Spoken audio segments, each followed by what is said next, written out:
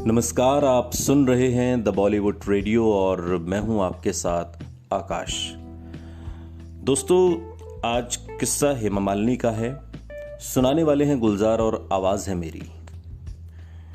भावना सोमाया की किताब है हेमा मालिनी एक अनकही कहानी, और उसकी भूमिका में हेमा मालिनी के लिए गुलजार साहब लिखते हैं, हेमा और मैंने न जाने कितनी स्क्रिप्ट्स के साथ कई दशकों का सफर तय किया है। 4 फिल्मों में उन्हें निर्देशित करने वाले फिल्मकार के तौर पर मैं कह सकता हूं कि वो उतनी ही अच्छी हैं जितनी की स्क्रिप्ट अच्छी या बुरी है, या फिर डायरेक्टर अच्छा या बुरा है। उनकी खूबसूरती और स्टारडम को लेकर काफ़ी कुछ लिखा गया है, लेकिन बतौर फिल्मकार जो बात मुझे आकर्षित करती है वो है उनकी शान। वो जहाँ भी रहती हैं उनके चारों ओर एक प्रभामंडल का एहसास होता है, और ज़्यादातर कलाकारों में जहाँ इस प्रभामंडल का विस्तार उनकी रचनात्मकता से लेकर उनके व्यक्तित्व तक होता है,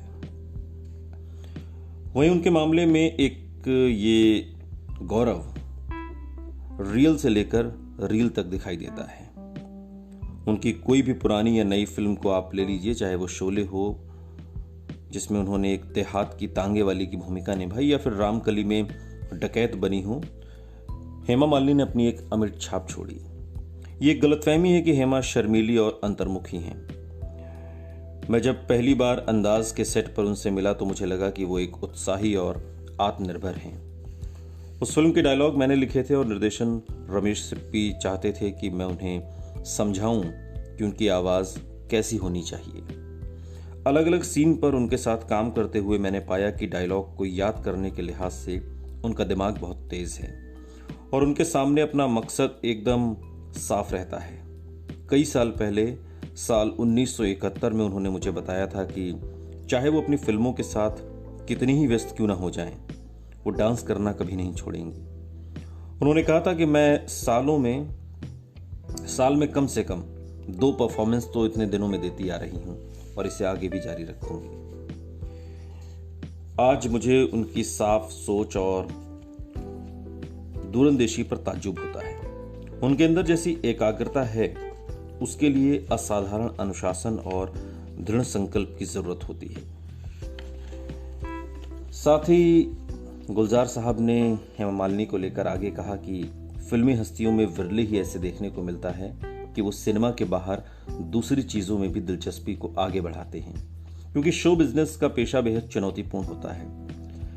लेकिन अदाकारा के तौर पर एक शानदार करियर, शादी और बच्चों के बावजूद हेमा ने डांस के लिए अपने उत्साह को बनाए रखा। इसमें कोई शक नहीं कि हिंदी सिनेमा के इतिहास में हेमा मालिनी ने नंबर 1 स्टार के तौर पर अपने लंबे समय तक राज किया। न तो उनसे पहले और न उनके बाद किसी को उनके जैसा मुकाम और यश मिला। इसका श्रेय सिर्फ उन्हें ही जाता है। उन्होंने अपने स्टारडम का कभी बेजा इस्तेमाल नहीं किया। इसके उलट कई मजबूरियों और मुश्किलों के बावजूद उन्होंने टेलीविज़न, निर्देशन और इस समय संसद जैसे अलग अलग माध्यमों को खंगालने के लिए एड़ी चोटी का जोर लगा दिया। मीडिया उन्हें पारंपरिक महिला के तौर पर पेश करता है, लेकिन जिंदगी में उनके फैसले सिद्ध करते हैं कि वो उन नारे लगाने वाली ज्यादातर स्त्रीवादियों के मुकाबले कहीं ज्यादा खुले विचारों की हैं, जिन्हें हम जानते हैं। उनकी गैर परंपरागत शादी संभव नहीं थी अगर उनके अंदर उस रास्ते पर चलने का हौसला नहीं होता जिस पर अब तक कोई नहीं चला था। और जिस तरह उन्होंने इस विचित्र रिश्ते को बरसों तक निभाया, वो उनकी हिम्मत और ताकत के बारे में बहुत कुछ बताता है। ये तो निजी जिंदगी पर गुलजार साहब ने जो हेमा मालिनी पर कहा, फिल्मों के बारे में भी गुलजार साहब ने काफी कुछ कहा है।